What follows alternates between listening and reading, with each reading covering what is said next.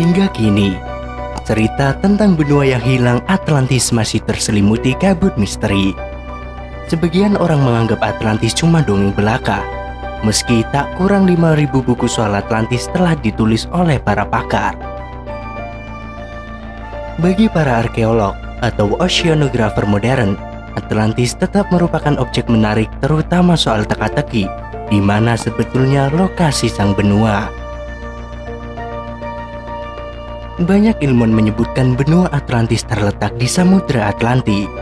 Sebagian arkeolog Amerika Serikat bahkan meyakini benua Atlantis dulunya adalah sebuah pulau besar bernama Sundaland, suatu wilayah yang kini ditempati Sumatera, Jawa, dan Kalimantan. Sekitar 11.600 tahun yang lalu, benua itu tenggelam diterjang banjir besar seiring berakhirnya zaman es. Para peneliti Amerika Serikat ini menyatakan bahwa Atlantis adalah Indonesia. Dalam 2 dekade terakhir, memang diperoleh banyak temuan penting soal penyebaran dan asal-usul manusia. Salah satu temuan penting adalah hipotesa adanya sebuah pulau besar di Lautan Cina yang tenggelam setelah zaman es. Hipotesa itu berdasarkan pada kajian ilmiah seiring makin mutakhirnya pengetahuan tentang arkeologi molekuler. Salah satu pulau penting yang tersisa dari benua Atlantis adalah Pulau Natuna di Riau. Berdasarkan kajian biomolekuler, penduduk asli Natuna diketahui memiliki gen yang mirip dengan bangsa Austronesia tertua. Bangsa Austronesia diyakini memiliki tingkat kebudayaan yang tinggi, seperti bayangan tentang bangsa Atlantis yang disebut-sebut dalam mitos Plato.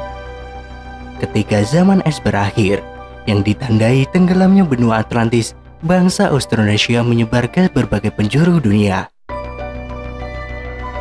Mereka lalu menciptakan keberagaman budaya dan bahasa pada masyarakat lokal yang disinggahinya.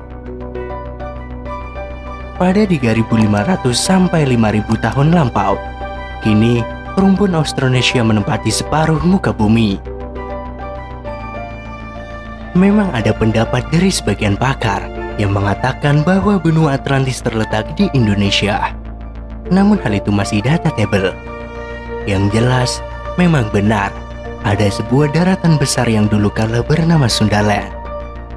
Luas daratan itu kira-kira 2 kali negara India. Daratan itu hilang dan kini tinggal Sumatera, Jawa, atau Kalimantan. Austronesia sebagai rumpun bahasa merupakan sebuah fenomena besar dalam sejarah kemanusiaan. Rumpun ini memiliki sebaran paling luas, mencakup lebih dari 1.200 bahasa yang tersebar dari Madagaskar di barat hingga Pulau Paskah di timur. Bahasa tersebut kini dituturkan oleh lebih dari 300 juta orang di seluruh dunia. Pertanyaannya, dari mana asal-usul mereka? Mengapa sebaran bahasa begitu meluas dan cepat, yakni dalam 3.500 sampai 5.000 tahun yang lalu? Bagaimana cara adaptasinya, sehingga memiliki keanekaragaman budaya yang tinggi? Salah satu teori mengatakan, penutur bahasa Austronesia berasal dari Sundaland, yang tenggelam di akhir zaman es.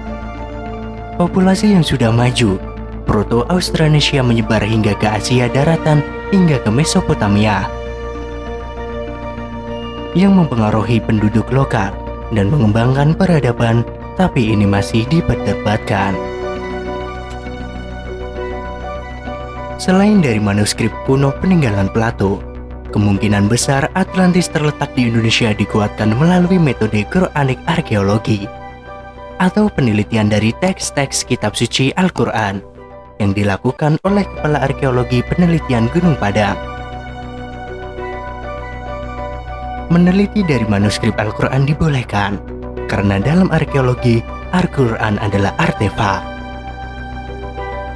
Pada faktanya, nabi-nabi sebelum Nabi Ibrahim yang disebutkan di dalam Al-Quran tidak ada identifikasi geografi di mana mereka itu diturunkan.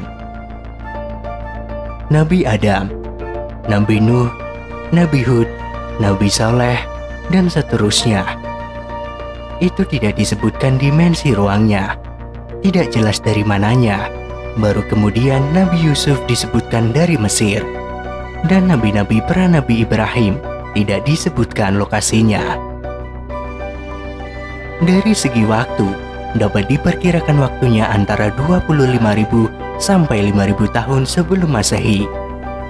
Di mana yang mengejutkan, dalam rentang waktu ini terjadi kekosongan sejarah, di mana belum ditemukan penjelasan tentang kejadian sejarah apa saja yang terjadi pada kurun waktu itu.